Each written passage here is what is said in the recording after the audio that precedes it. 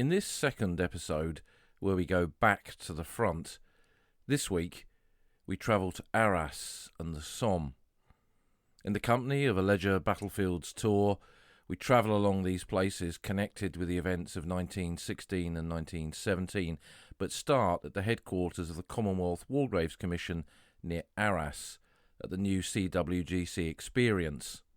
Since I made these recordings, I've been back over again, this time to Ypres for the 11th of November for Armistice Day.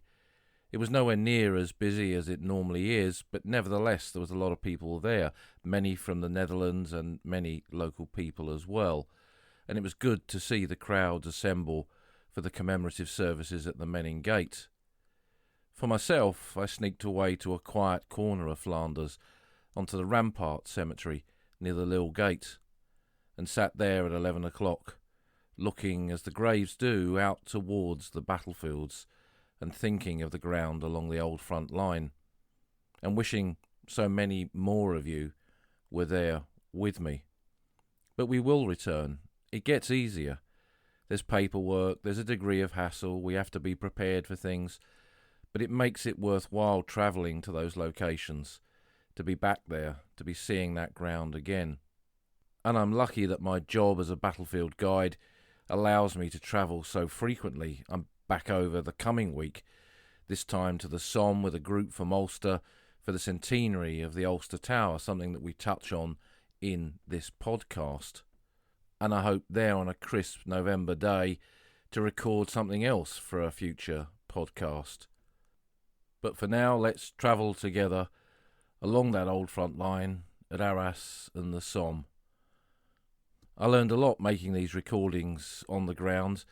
Some of the sound is not the best, and I've learned some lessons from that, and there's some new recording equipment coming shortly for those next trips when I'm out there. It's a different kind of experience recording these podcasts on the ground to sitting here in my office in South Yorkshire.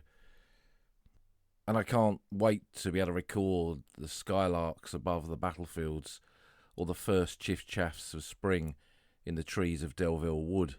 But for now, imagine stepping off the coach with me and beginning our day's visits along those battlefields of the Great War.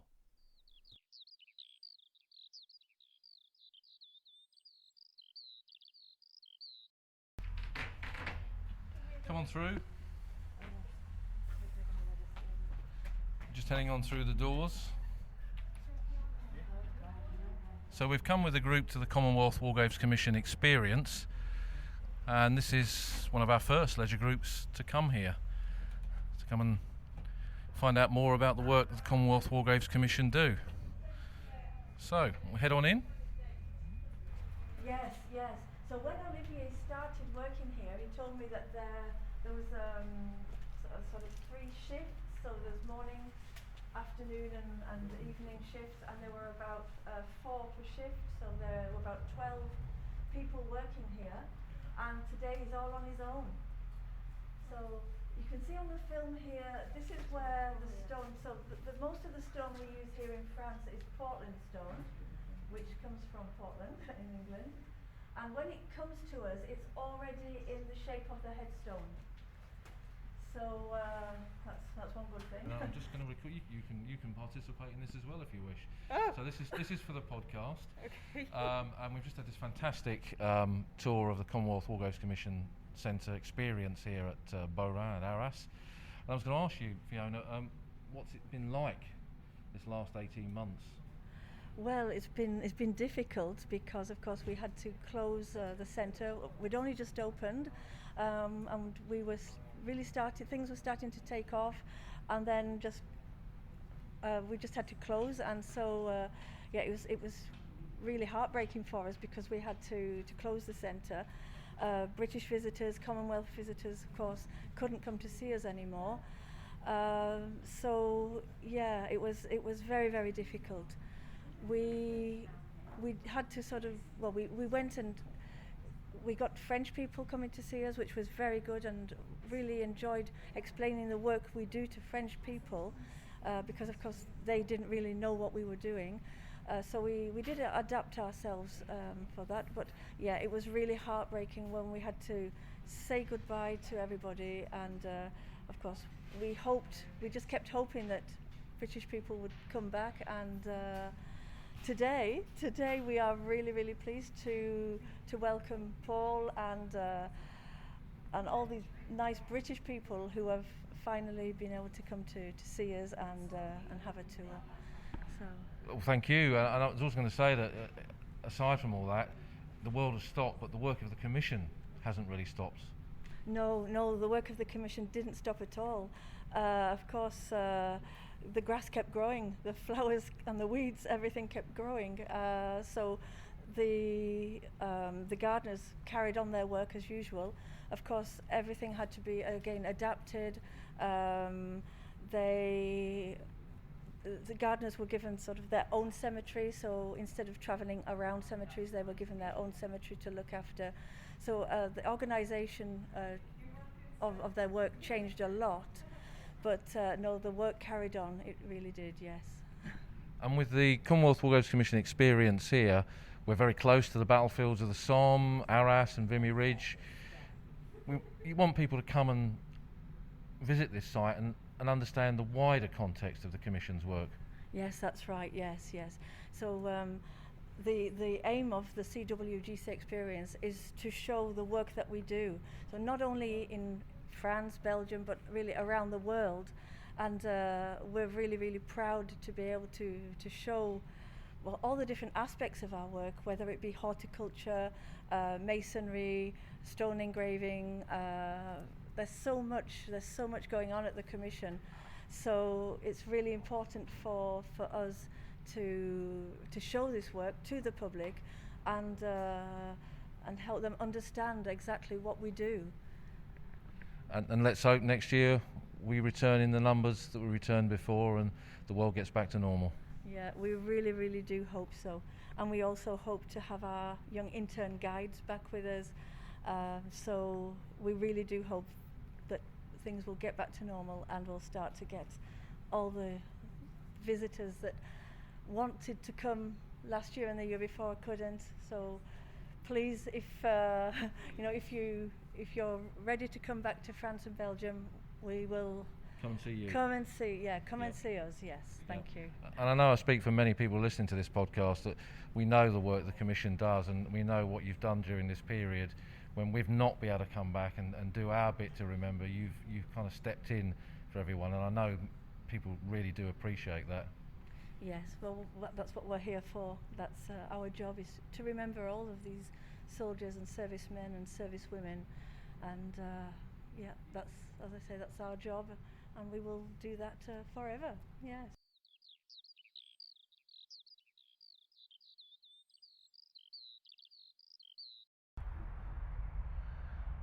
It's early morning in northern France and we're on our last day on the Western Front this week. The rumble in the distance, the traffic on the A1 motorway, the modern world passing us by. But above me in the sky, as the sun begins to rise, the autumn migration of birds is apparent, with flocks of starlings, and there's birds chirping in the trees behind me.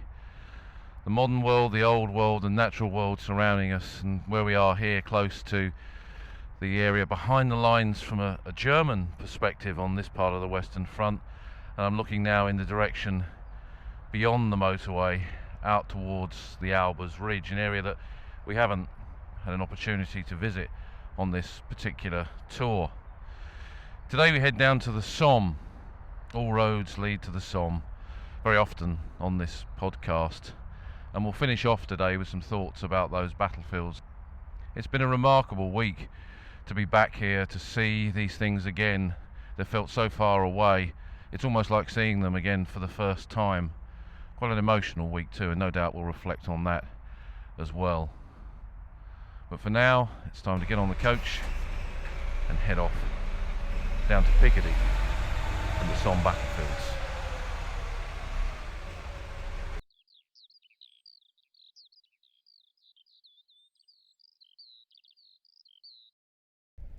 I'm standing in the Somme landscape close to the Lochnagar crater at the moment. We haven't yet done an episode on the Lochnagar crater, which we will do at some time soon. I keep teasing you about these things. But above me in the sky there, I think too high for me to record, are the skylarks. It's a beautiful autumn day here, and I'm looking at the light across the valley, Avoca Valley, towards Albert, and there's the spire of the Basilica in Albert. The Leaning Virgin, or the Golden Virgin as the troops called it in the war. Fanny Durack to the Australians who marched underneath it. Fanny Durack was a female Olympic swimmer who'd won a gold medal for Australia in the 1912 Olympics. Completely destroyed in 1918, the whole town of Albert, and then the Basilica rebuilt, and there it stands with that statue of Mary gleaming in the autumn sunshine in the distance there, and lorries I can see thundering over Tara and Usna Hill, where the men of the Tyneside brigades made their advance on that glorious sunny morning of the 1st of July, walking straight into machine gun oblivion in the valley beneath them. The mine had been blown to destroy the German defences here, but only killed a handful of German soldiers, the bulk of their men being in the lines behind where that forward position was. And a crater that was one of two in this area, Weissap crater on the main road at La Boisselle, was the one that everyone visited in the 1920s and 30s and indeed beyond. And then by the 70s, with so few British visitors coming here, the farmer who owned it filled it in, thinking that no one cared about the Great War anymore. But they did care, and an Englishman called Richard Dunning purchased the Lochnagar crater, which I'm standing alongside now, to stop the same thing happening there. And he could never have envisaged in the 1970s that so many people would now come here. And I'm looking through the cross that stands at the edge of the crater with the sun behind it, and there's long shadows across the grass, and there's been long shadows across the world this last 18 months. And as we stand here, and I can hear the skylarks above me, the world seems to be at least back somewhere where it should. And it's been such an emotional time really to visit these battlefields this week. But we've got more to see today, more parts of that true texture of the Somme.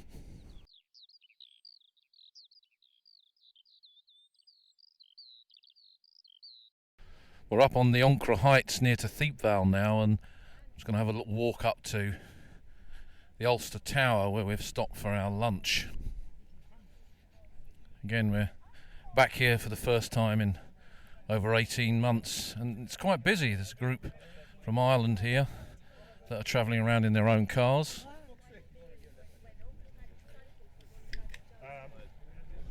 It's good to see people back here. Hello, how are you? Afternoon. You alright? You okay? Hello, Paul. Hello, Nigel. And here we are. Oh, I didn't realise you're on there. No, thank you for joining us, Nigel. I was just about to come and see you. What's it been like these last few months? Quiet, very quiet. A lot of Dutch visitors interested in the First World War. Obviously French and Belgians, but very few Brits. So it's great to see. We just had a group there who were from Southern Ireland, so it's great to see them here. Our first Northern Irish coach arrived 2 weeks ago, and then first Ledger Tour. Our first Ledger Tour, yeah. Fantastic. 18 months. Yeah. So the battlefields must have felt quite quiet, really, in this period. It's been very strange, yeah. I mean, to have, it's quiet anyway, but to have literally the battlefield to yourself, and we're not just talking this area here, but from Gomcourt all the way down south, literally to have it to yourself has been quite, I don't say it's been quite special, but it's also been quite lonely, if you know what I mean. Yeah, definitely. You know, it's always good to have people who want to learn and want to find out about the Battle of the Somme and what have you, and to have nobody to, as it were, to talk to has been quite strange. You know. So Indeed, and I mean, what we're seeing as we travel around, it's quite clear that, you know, although the world has stood still for 18 months, the cemeteries and so on are looking just as beautiful as they ever were. I've got nothing but absolute admiration for Commonwealth War graves. I mean, regardless of the number of visitors, even here at the Tower, We've had very few visitors over the last 2 years, and yet they come here religiously and mow the lawns and prune the trees, done everything to make this place look immaculate. And it's the same with the cemeteries around. So yeah, I mean, I've got nothing but absolute admiration for them. And it's incredible to think that we're coming up to the centenary of the tower, aren't we? Fairly shortly, and many of the sites around us now are 100 years old. So it's a different kind of centenary now. It is. I mean, I was thinking about this the other day, and when I think this is the first memorial to be opened, and so in a way we're leading the way for the I wouldn't say the ultimate centenary, but certainly a more poignant. If you know what I mean, if you understand, a more poignant. We've gone through the centenary, the end of the war. Now we're thinking about the remembrance side of it, and the fact that each division felt the need to have a memorial, and the Ulster Tower here is the first one. So it's a very, very important time now, and let's hope, fingers crossed, that it gets as much of the I can't think of the word, but as much of the coverage as the other centuries have had, because personally I think it's equally as important. Indeed, yeah. I mean, it's how the battlefields as we know them today began to emerge from the shattered landscape of the Great War. Absolutely, yeah. I mean, we look at photographs taken in 1920, 1921, and so on, and this area here was still a battlefield. The dignitaries who came here in 21 to open the tower were walking through trenches, and you see them up at the Schwaben Redoubt and up on the top of the tower, and they're looking across the blasted landscape of Thiepval Wood and what have you. It's incredible that we look at it today and how peaceful it is. Back in the 20s, it was still very much a battlefield. And a very, very emotive site.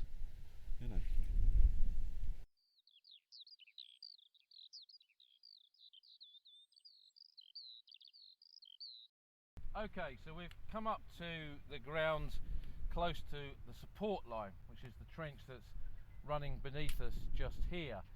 It's been built for modern access, so there were duck boards of the like that we saw at Hoog the other day, not quite these Alan Titchmarsh style decking that you can see running through the trench today. So reserve line, support line, front line is the trench that runs from just over there in front of us, across here, and then across to that part of the park and over there. So front line, support line, reserve line. If you look across the park, you're looking out into no man's land, and you can see there's a grey granite memorial there with a bronze figure on top. That's the memorial to the 51st Highland Division, the Jock on the Rock, as it's called. And that's on the German front line. So the German front line trenches are there, and behind that is a deep ravine, the shape of a Y, called the Y Ravine. And it's an old prehistoric quarry that weaves its way back to the village, whose houses we can see through the trees there. That's the village of Beaumont Hamel. And the Germans could use that prehistoric quarry, the Y Ravine, like a big communication trench, and bring their troops unseen up to the front line and up to their positions and unseen by us on this side of no man's land. Furthermore, they tunnelled into the sides of it, and they had deep dugouts there with tunnels linking those dugouts to the front line. And the unit that defended that was the 119th Reserve Infantry Regiment. It was a Württemberger unit from Stuttgart. It was in effect a kind of Stuttgart POWs battalion. Not that the Germans really had POWs battalions, but it was locally recruited in that area. And it had defended that ground since November of 1914. So it knew every square inch of this battlefield. And it knew where the kill zones were, and it knew where the danger zones were, and it knew where likely attacks might come from. So, and they had practiced, if the enemy attacked, whether it's first the French who were here in 1914-15 or later the British, they could move from their dugouts up into the front line in about 15 minutes, which was crucial timing come the first day of the Battle of the Somme. Now on this side of no man's land there was roughly 4 infantry battalions about the size of a brigade here. Attacking battalion in the front line, 2nd Battalion South Wales Borderers, support battalion in the support line, 1st Battalion, the Border Regiment, and then 2 reserve battalions in the reserve line, 1st Battalion, the Essex Regiment over there, and then the Newfoundland Regiment in this area just here. And the task was that 2 assault battalions, the Border Regiment and South Wales Borderers, would attack across this ground, capture the Wire Ravine, move into Beaumont Hamel, get to the high ground where the wind farm is in the distance there. The others would then leapfrog through them, and the whole momentum of the attack would continue. Bapaume by nightfall, Berlin by Christmas. The reality is the Württembergers slept and sheltered in those deep dugouts, untouched by the British bombardment for 7 days, and at 7:30 a.m. on the morning of the 1st of July, the officers of the South Wales Borderers in the frontline trenches here blew their whistles. The men came up the ladders to get up on into no man's land. Our engineers had cut lanes through the wire, and there was white tape laid out to show the men where to stand to await the orders of their officers to move forward. So they scrambled up the ladders, stepped forward, rifle fixed bayonet at the port, stood there, waiting until an officer said go. And when they said go, they began to walk forward. According to the British official history, that battalion, leaving those trenches moving forward, disappeared into the gunfire and was effectively wiped out within the first half an hour of the battle. Coming up behind them, the Border Regiment walked across this ground. Now, they'd have to get down into the trench and up the other side. So to stop that, they put little bridges across the trench. So they crossed the bridges and they moved into the gaps in the wire. By this stage, after 7 days of bombardment, there was a lot of gun smoke here, and that gun smoke had gradually drifted away, and it was this kind of visibility. So the Germans over there, with a nice pair of Zeiss field glasses, could see this battlefield, and they could see the gaps in the wire, and they opened up on those, and within that same space of about 30, perhaps 40 minutes, the Border Regiment had ceased to exist as well. So the commander here had to make a decision. He's lost his 2 spearhead battalions. What does he do now? Does he stop the attack given the heavy losses, or does he send his reserves?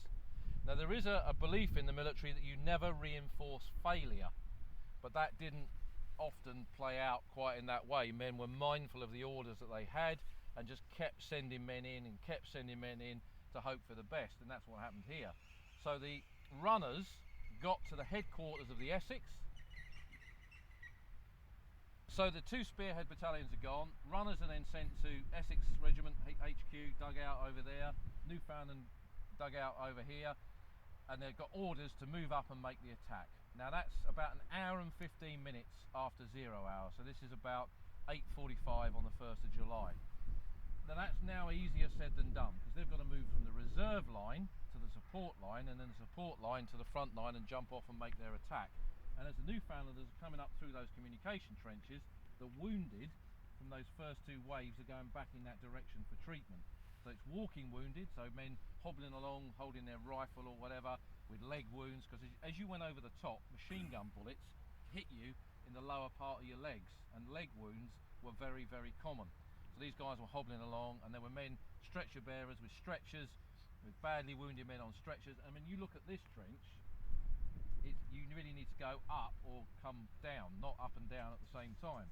So that meant there was a lot of problems in trying to move up. So in that first instance, as they moved between the reserve and the support, the commanding officer of the Newfoundland Regiment made a decision to come up above the trenches and advance from there. And roughly where the caribou, this animal here, which we'll come to shortly, is where they emerge from the trenches. And again, same German machine gunners over here could see them through their field glasses, and instead of necessarily firing directly at them, they would use their machine guns like artillery and fire up over no man's land down onto these positions, creating what was called a beaten zone of continuous machine gun fire falling on it, and anything that walked into it would become a casualty. So they lose men even before they get to their own front line. And again, when they get to their front line, just like the earlier attacks, the gaps in the wire are now pinpointed by the German machine gunners, so even more men fall there. And as they move forward across no man's land, there's a little clump of trees there, and if you look to the left, there's a skeletal tree which was known as the danger tree, and that ground was swept with machine gun and by now mortar and artillery fire, and what was left of the Newfoundland attack pretty much was wiped out at that point. All the officers were pretty much gone, and only a handful of men ever made it to the German wire, which is about where we can see those two people walking over there. So the attack was ended with absolutely no results for it. The Essex coming up on the flank over there, they sent 2 companies forward. They went over the top, got annihilated by machine gun fire, and their commanding officer wouldn't send any more men over. He made a decision to hold back the rest of his battalion, which could have cost him his career. He was a regular soldier, but it was a wise decision given the circumstances. But he was one of the very few that day that made any kind of decision like that that actually saved people's lives. The Newfoundland guys, about 800 went over the top, 710 became casualties. So this was the greatest single loss in a single battalion on the first day of the Battle of the Somme. After that, this became a quiet sector again, and units rotated through here. Raymond Asquith, who we saw in the cemetery, served in these trenches in August 1916 before he moved down to take part in the attack at Guillemont. And then right at the end of the Battle of the Somme, the line on the other side of the valley where we've just been had moved forward, and the men who were in forward positions there could now be fired at in the rear by the Germans on this side of the valley. So they needed to push the Germans back here. And on the 13th of November, the Naval Division attacked over there, up that valley, and the Highland Division, whose monument that is there, attacked here. Now, the end of the Battle of the Somme was very different to the beginning. This wasn't just a case of sending men over the top with the best of luck. It had become a modern battle. There were tanks, there were creeping barrages that moved with the infantry across the battlefield, protected them as they moved forward. The idea was you kept gunfire on the German trenches continuously until you got to them. Whereas on the 1st of July, the barrage lifted at 7:30 a.m. It took about 15 minutes to get up out of these trenches, giving the Germans enough time to react and mow us down. So that was going on, and they used the Livens projectors that we saw the other day, those sausage-shaped bombs full of gas. That saturated the German positions around the wire ravine. And remember we spoke about the shrapnel shells cutting the wire, the new types of shrapnel fuses. They used those, and the wire was cut. So when the Jocks went over, they were protected by a creeping barrage. Gas neutralised the German defenders. The wire was cut. It was a rapid rate of advance, and they got straight into the wire ravine. And in one day, they advanced from here to where we see just short of where the wind farm is, just on the skyline there. And in fact, I used to say that wasn't there. In fact, the last time I came to the Somme 18 months ago, that wasn't there. That's gone up since. I used to say, look, you can just see the crosses of sacrifice of British cemeteries on the skyline there. And if you look, you can. Just to the left of the wind farm, that's New Munich Trench Cemetery, sitting on the high ground there. You've got to squint a bit to see it, but it's there. And so that's where they got to, and that's where the Battle of the Somme came to an end. Now, the units that were involved in that afterwards came back and they cleared the battlefield here of the dead, thinking they were going to pick up the bodies of their own comrades, but they found hundreds of men who'd fallen here on the first day of the Battle of the Somme, and they buried them in the cemeteries that we've got here now. Wire Ravine, Hunter's Cemetery over there, and Hawthorne Ridge number 2 cemetery, which is in the trees just over there. But they buried a lot of fragmentary remains in a shell hole in the middle of no man's land and covered it over with quicklime. So just like the Lochnagar crater, which may contain the remains of many soldiers, this whole park, once again, is part of really a much larger military cemetery, which this whole region really is.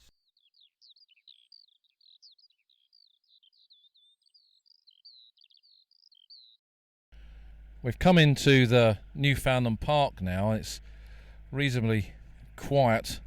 We're about to have a little truck go past us. Afternoon.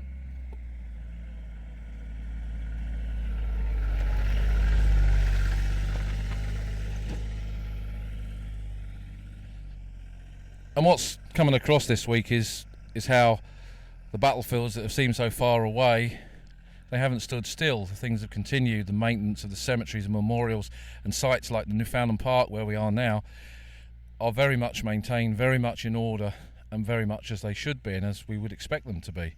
And that can only be a good thing.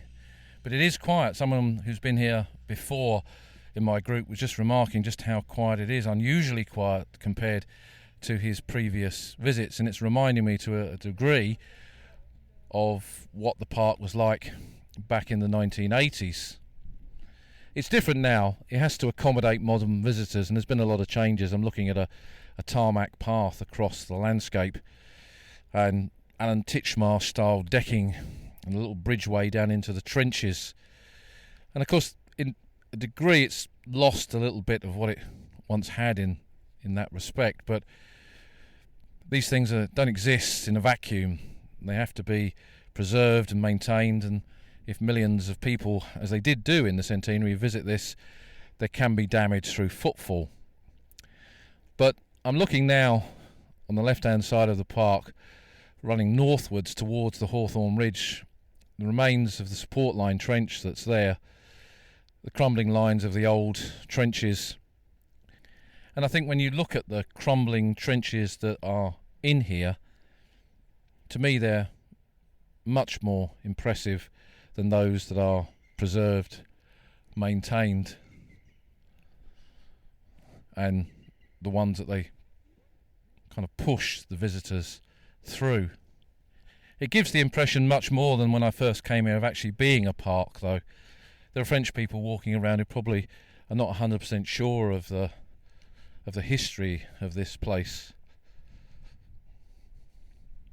And to them it's no different than a park in Amiens or Arras or Paris, and perhaps not aware of its wider history, except that it's somehow connected to La Grande Guerre, the Great War. What will future generations make of it? Who knows?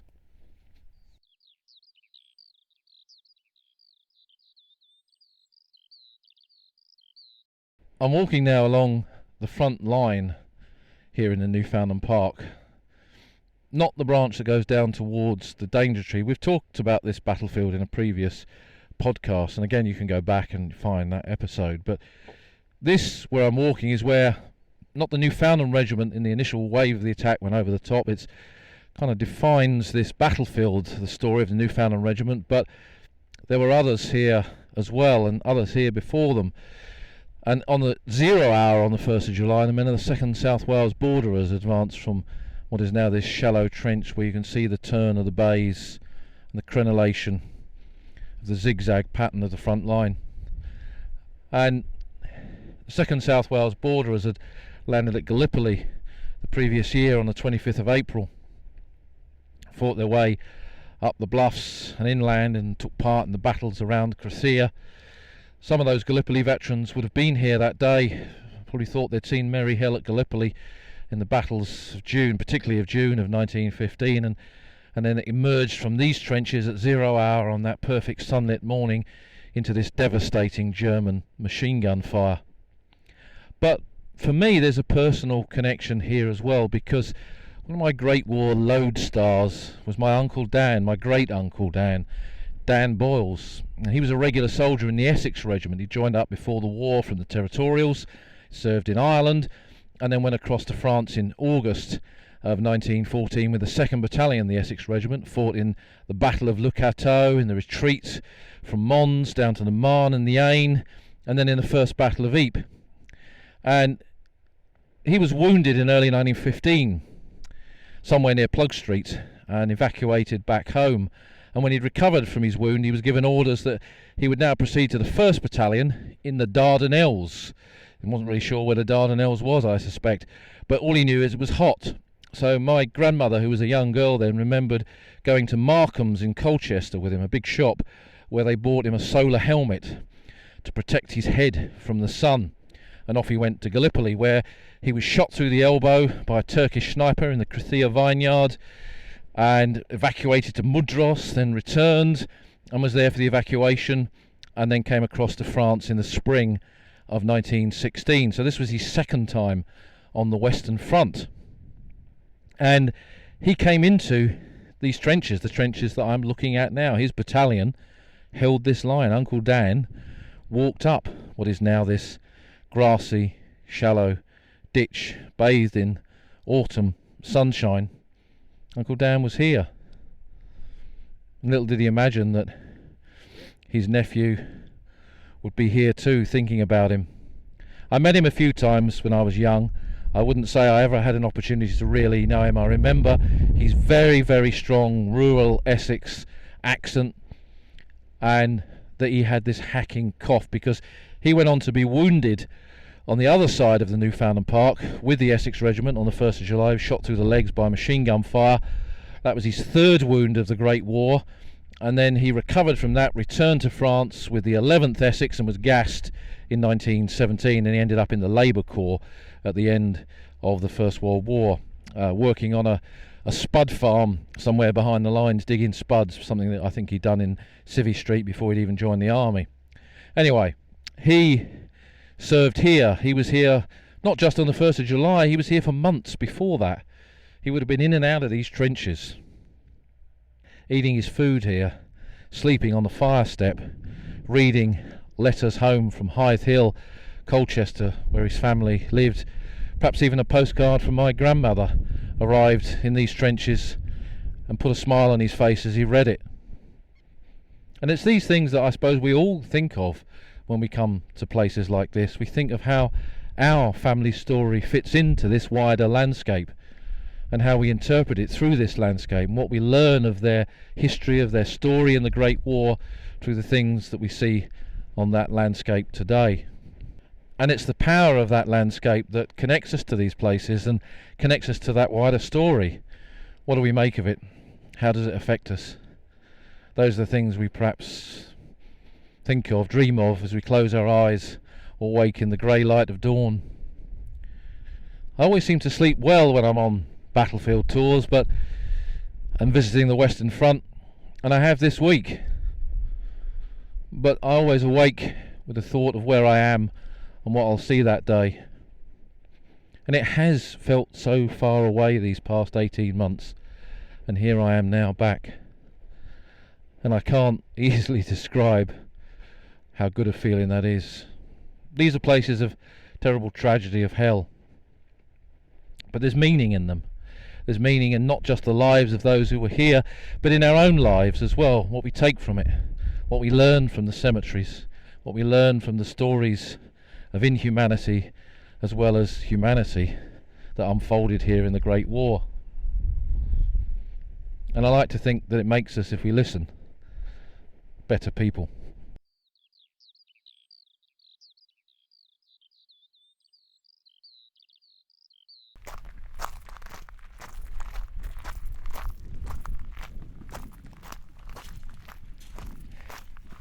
I'm just walking across the gravel to sit on the bench opposite the Thiepval Memorial.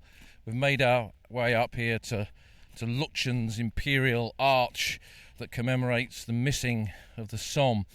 But I'm looking out over the bench, the stone bench that faces it, across the battlefields towards Ferme de Mouquet, Mucky Farm, Moukow Farm, where Australians and Canadians and British troops all fought in 1916. And there's a lot of new wind farms here, I've noticed today, and I can see one poking over the Pozières Ridge, possibly sited somewhere in the Le Transloy Ridge area. But the modern world increasingly imposes itself.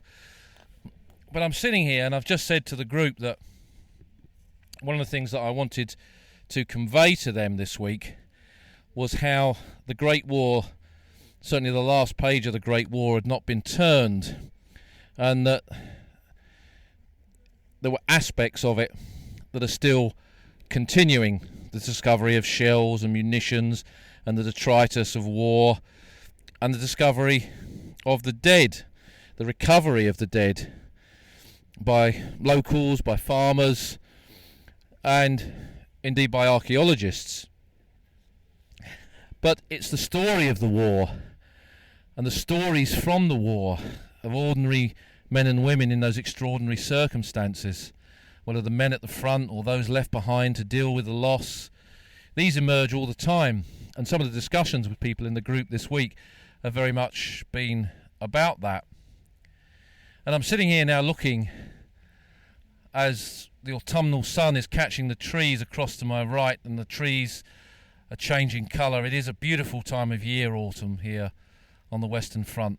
The landscape looks amazing, and the light makes it look even more amazing. The light is catching the dew on the grass in front of me. But I'm looking up to the huge Lutyens archway.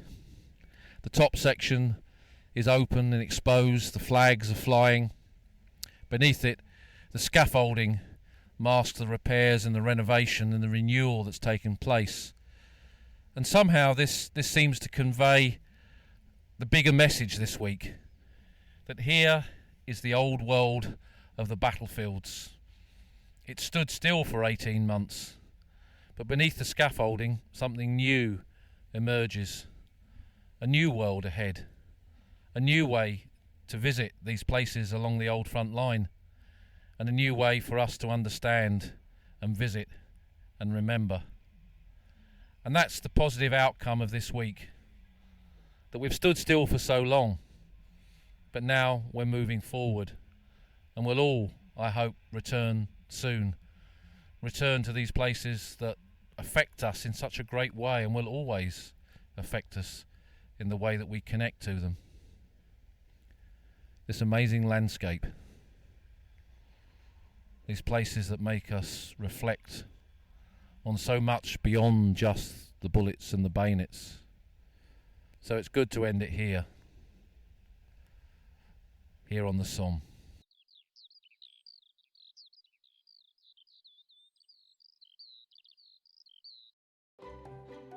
You've been listening to an episode of The Old Front Line with me, military historian Paul Reed. You can follow me on Twitter at SomCorps. You can follow the podcast at Old Frontline Pod. Check out the website at oldfrontline.co.uk, where you'll find lots of podcast extras and photographs and links to books that are mentioned in the podcast. And if you feel like supporting us, you can go to our Patreon page, patreon.com/oldfrontline, or support us on Buy Me a Coffee at buymeacoffee.com/oldfrontline. Links to all of these are on our website. Thanks for listening, and we'll see you again soon.